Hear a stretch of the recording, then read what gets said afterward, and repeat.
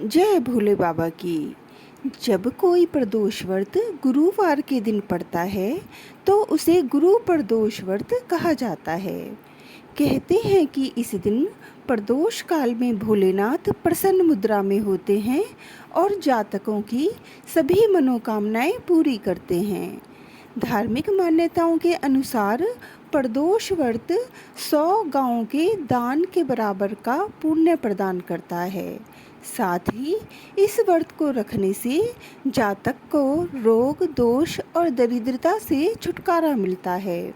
लेकिन इस बात का ध्यान जरूर रखें कि गुरु प्रदोष व्रत के दिन पूजा के बाद व्रत कथा अवश्य पढ़नी चाहिए।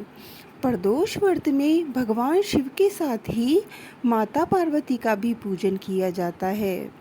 ऐसा करने से दाम्पत्य जीवन में खुशहाली आती है।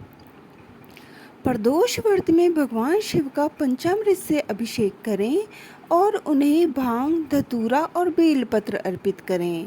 फिर व्रत कथा पढ़ें और शिव जी की आरती करें। गुरु प्रदोष व्रत कथा इस प्रकार से है। एक गांव में एक विधवा ब्राह्मणी रहती थी जो अपना पालन पोषण भिक्षा मांगकर करती थी। एक दिन जब वह भिक्षा मांगकर लौट रही थी तो उसे रास्ते में 2 बालक दिखे जिन्हें वह अपने घर ले आई। ब्राह्मणी ने एक माँ की तरह उन बच्चों का लालन पालन किया, लेकिन जब वह बड़े हुए तो ब्राह्मणी को चिंता सताने लगी कि आखिर इनका परिवार कब से राह देख रहा होगा। ऐसे में ब्राह्मणी दोनों बालकों को लेकर ऋषि शांडिल्य के आश्रम में गई और ऋषि से उन बच्चों के बारे में जानना चाहा। ऋषि शांडिल्य ने अपने तपोबल से बालकों के बारे में पता करके कहा कि हे देवी, ये दोनों बालक विदर्भ राज के राजकुमार हैं।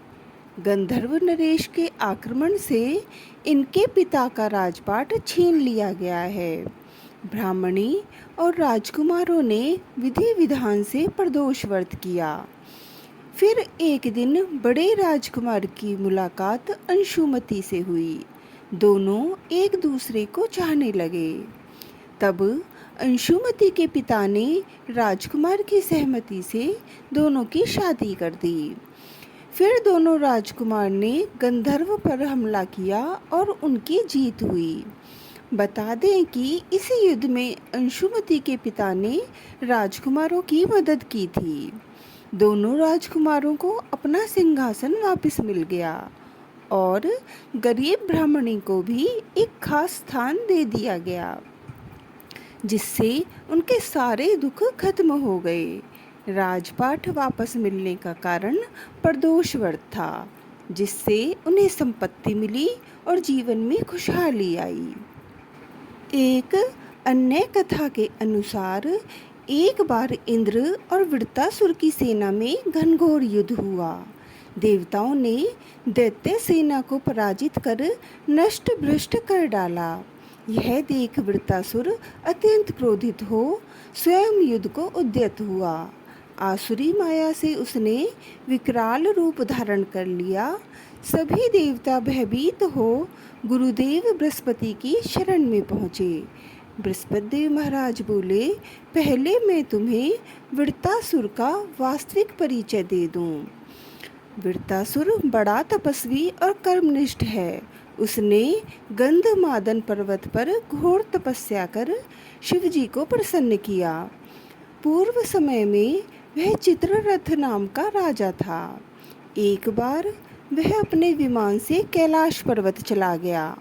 वहाँ शिवजी के वाम अंग में माता पार्वती को विराजमान देख वह उपहास पूर्वक बोला, हे प्रभु, मोह माया में फंसे होने के कारण हम स्त्रियों के वशीभूत रहते हैं, किंतु देवलोक में ऐसा दृष्टिगोचर नहीं हुआ कि स्त्री आलिंगनबद्ध हो सभा में बैठे।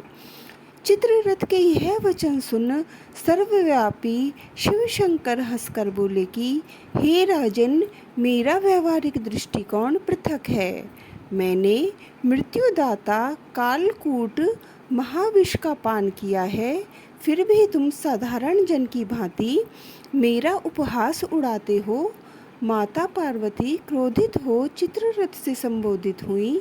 अरे दुष्ट, तूने सर्वव्यापी महेश्वर के साथ ही मेरा भी उपहास उड़ाया है, अतएव मैं तुझे वह शिक्षा दूंगी कि फिर तू ऐसे संतों के उपहास का दुस्साहस नहीं करेगा। अब तू दैत्य स्वरूप धारण कर विमान से नीचे गिर, मैं तुझे शाप देती हूँ। जगदम्बा भवानी के अभिशाप से चित्ररथ राक्षस योनि को प्राप्त हुआ और त्वष्टा नामक ऋषि के श्रेष्ठ तप से उत्पन्न हो वृत्तासुर बना। गुरुदेव बृहस्पति देव आगे बोले, वृत्तासुर बाल्यकाल से ही शिव भक्त रहा है, अतः हे इंद्र, तुम बृहस्पति प्रदोष व्रत कर शंकर भगवान को प्रसन्न करो। देवराज ने गुरुदेव की आज्ञा का पालन कर बृहस्पति प्रदोष व्रत किया।